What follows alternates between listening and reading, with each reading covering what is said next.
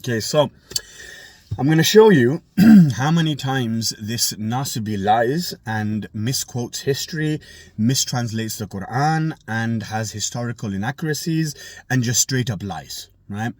He's made about a 6-minute video replying to me, and in those 6 minutes, he's lied 8 times. That's more than one lie a minute. Are you trying to go for a record or something here? Makes it worse is he has not given a single reference to anything that he's yapping about. But let me show you how many times he lies, okay? This is 8 lies just in this one video, and I've got a few more I'll be replying to.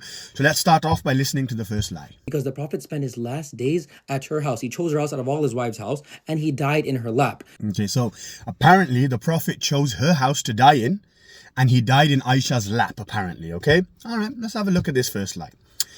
Tabaqat ibn Sa'ad, Sunni book. Volume 2, page 263. The Prophet ﷺ called for Ali alayhi salam.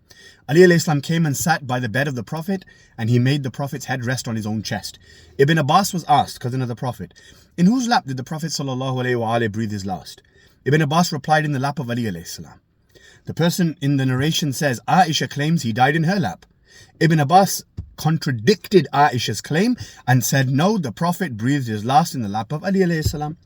So now we have Aisha saying the Prophet died in my lap, bearing in mind he gave no reference. And then you've got Ibn Abbas saying he died in Ali alayhi salam's lap. So at the moment it's one narration against one. Okay. Then we go to Nahj al-Balagha, Sermon 197. Imam Ali alayhi salam said, when the Prophet ﷺ died, his head was on my chest and his last breath blew over my palms. So now we've got 2 people saying it was Ali alayhi salam himself, Ibn Abbas. And on the other hand you got Aisha. So now it's 2-1. Okay. Tabaqat al-Kubra by Ibn Sa'd, volume 2, page 187. Fadail al-Sahaba by Ahmad ibn Hanbal, volume 2, page 686.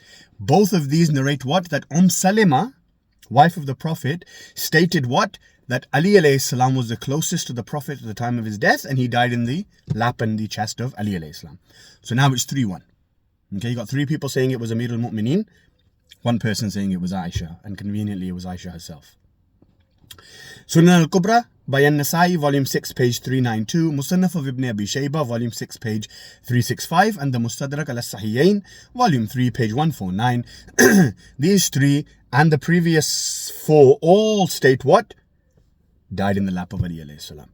So there's your first lie. Now let's go have a look at his second lie. Even Ali ibn Abi Talib had an argument with Fatima in which he actually slept at the masjid because he was upset with her. Upset with, Ali was upset with Fatima? Brother, you people claim that Fatima salamullahi alayha was upset with Ali alayhi salam because apparently Imam Ali wanted to marry the daughter of Abu Jahl. Now you're making things up and saying that Ali was upset at Fatima, but initially you guys said that it was Fatima that was upset with Ali. So make your mind up, Jahil, who's angry at who? So that's your second lie.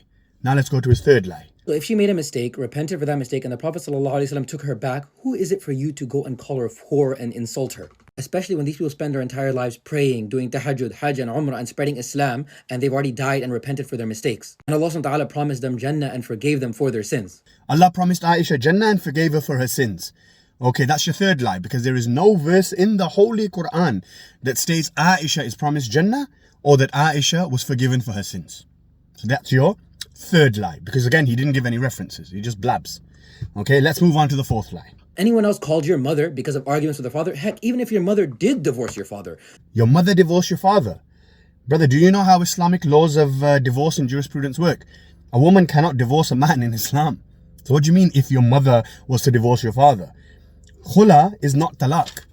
So that's your fourth lie. Okay, let's move on to the fifth lie. One of the beautiful things about Islam is that the Prophet ﷺ was a human being and his wives were human beings. So we learned how they dealt with the Prophet ﷺ, when they made mistakes, how they repented after, right? How they reconciled, how they didn't curse each other and say each other are going to hell, and how they didn't call each other a whore and a fornicatress. Oh, they didn't curse or insult each other. Okay, let me prove you wrong. Sahih al-Bukhari 3821, narrated by Aisha, your mother. What did she say? Aisha said that Khatija salamullahi alayha was mentioned in the presence of the Prophet when her sister walked in, and what did the Prophet say? He looked at the sister of Khatija and remembered Khatija salamullahi alayha, and Aisha said, what makes you remember an old woman amongst the old women of Quraysh, an old woman with a teethless mouth of red gums who died long ago, and in whose place Allah has given you someone better than her? So they didn't insult each other, but Aisha's insulting Khatija, wife of the Prophet sallallahu alayhi wa alayhi. Tafsir Qummi, volume 2, page 99, Aisha accuses Maria, wife of the Prophet sallallahu alaihi wasallam, of adultery. So they didn't insult each other, but Aisha's accusing another wife of adultery. Sunan Abu Dawood 4875, Aisha insults Safiya, wife of the Prophet sallallahu alaihi wasallam. So they didn't insult each other, but this is the third wife of the Prophet that Aisha's insulting. Jami' at-Tirmidhi 3894, Hafsa insults Safiya, calling her the daughter of a Jew. She began to cry, and then the Prophet ﷺ asked what's wrong. So she said, Hafsa called me a daughter of a Jew. The Prophet said, no, you are the daughter of a prophet, and you are the wife of a prophet. And then the Prophet went and said to Hafsa, oh Hafsa, fear Allah. So they didn't insult each other? Yes, they did. Not only did they not insult each other, but they also went to war with each other, like Talha, Zubayr, Imam Ali, Aisha, Muawiyah. Jang Jamal, Jang Safin. Okay, so that's your fifth lie. Now let's move on to his sixth lie. Shi'ism is not Ahlul Bayt by any stretch of the means. Ali alayhi salam is free from this crazy fabrication, self-whipping, all these garbage that you guys teach.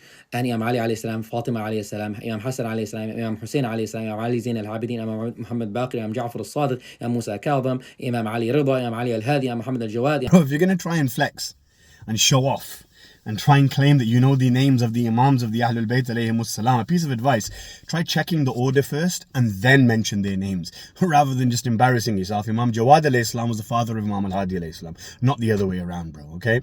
That just goes to show you don't even know who the Ahlul Bayt alayhimus salam are. That's your sixth lie, right? Now let's move on to his seventh lie. Technically, Imam Hassan al-Askari actually never had a son, so Imam Muhammad al-Mahdi that you guys made up completely does not exist, and he made up the stories of him being in a cave and he teleports around the world helping people. But oh, so he had no son at all. Okay. Imam Hassan al-Askari didn't have a son. Let's have a look.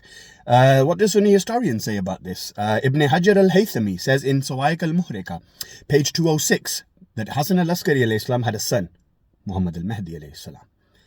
Muhammad ibn Yusuf al-Shafi'i in his Kitab al-Bayan fi Akhbar Sahib al-Zaman stated that Mahdi alayhi salam exists and is still alive today. Okay. Ibn al-Jawzi in Tadhkirat al-Khawas, page 363, he said that Hassan al-Askari alayhi salam has a son called Muhammad, which is the Mahdi. And Nur al-Absar, Muhammad is the son of Hassan al-Askari alayhi salam and Narjis salamullahi alayha. So there you go. And Ya Nabi al-Mawadda, volume 2, page 126, states that Imam Hassan al-Askari had a son called Mahdi alayhi salam. So that's your seventh lie. And now let's go on to his last lie. I remember once a young Shia told me to name mistakes Imam Ali made because, he was trying to say that Imam Ali was infallible. And I thought in my head like a few mistakes that I'd known that Imam Ali has made in his life, right? Because Imam Ali is a human being, one of the greatest human beings who ever exist, but still a human being that made mistakes. I challenge you to name me one mistake that Amir al-Mu'mineen alayhi salam made, since you claim that he's made a few and that you know he's made a few. I challenge you to show me one mistake that Imam Ali made. So bro, that's 8 lies in the space of 6 minutes. What a jahil. There's a reason why I call you Saif al-Shaitan. I feel like I've just been yapping for a good 5 minutes now.